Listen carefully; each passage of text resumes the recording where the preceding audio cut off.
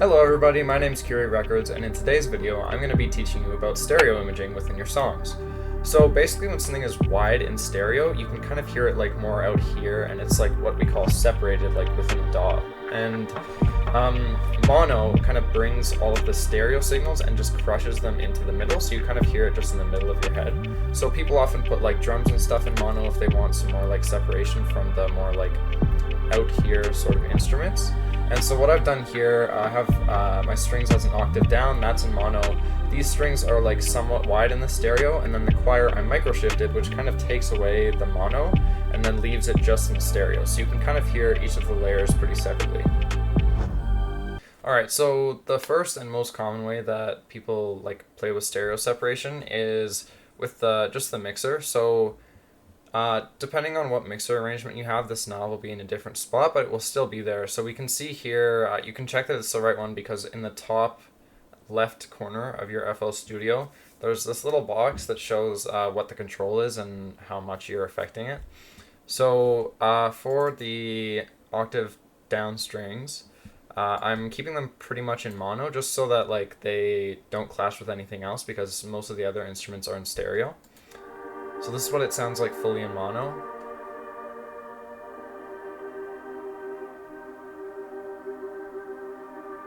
And then fully in stereo. You can hear it's like a crazy difference. It's way wider and like kind of occupies, like it sounds like it's coming from here almost, whereas the mono sounds like it's coming from here.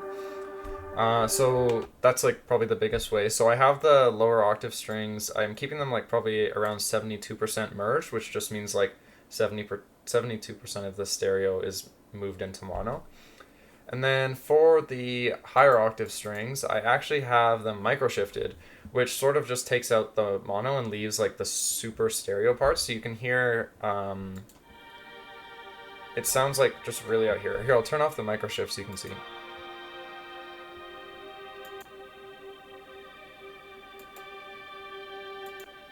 It just brings it out farther. It kind of sounds like it's coming from around here now. And then I also have this just like a little bit separated in the stereo, 45%. And then the last thing is the choir, which is all the way separated. And I also have reverb on it, which usually adds to like the stereo image quality. So as you can see here, when this kind of second part of the drop comes in, you can hear the lower octave, higher octave, and then also the choir, sorry, lower and higher octave strings, and then also the choir pretty distinctly.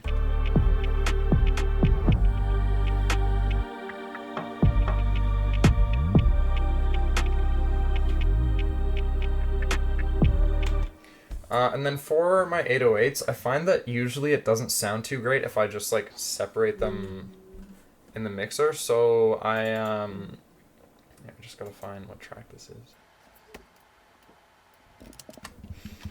So Cymatics Diablo is really great for this, like the width. I actually don't have it in this song because it was already pretty wide and I had played with like the stereo imaging with like a lot of the higher frequencies. So I kind of just want to leave like the lower stuff in mono-ish. But you can hear, if I play this,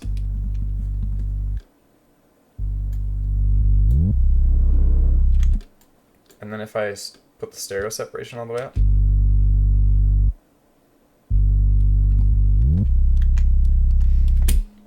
so if you do the width with Diablo, it sounds more like this. It adds like a bit of a microshift sort of tone to it, and I think it sounds pretty cool. But for this song, I kind of just have the bass pretty in mono, like the 808 is 75% merged, so it's pretty much all in the middle.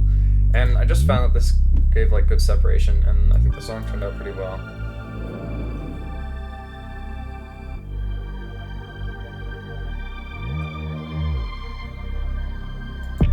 So another thing I did is I also micro shifted the hi-hats, which are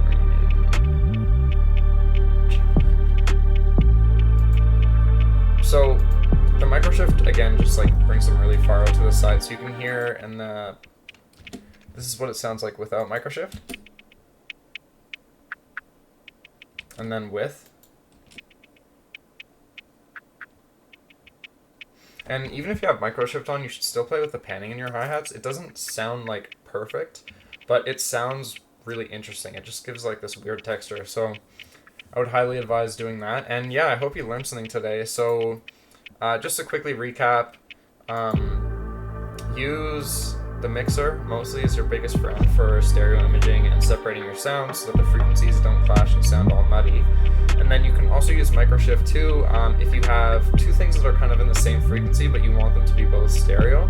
It still kind of separates them and gives them a little more room in the track.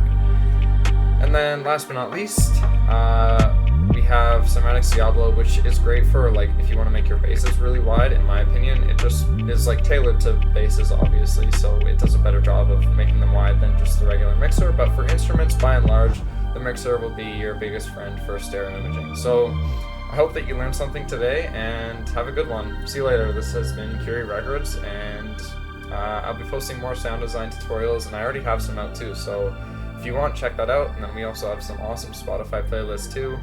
There's a lo-fi one, and then there's a song for music producer nerds one, and it's kind of like songs like this or more energetic or really interesting songs that I've just kind of found over the last couple months. So have a wonderful day. I hope you learned something. See you later.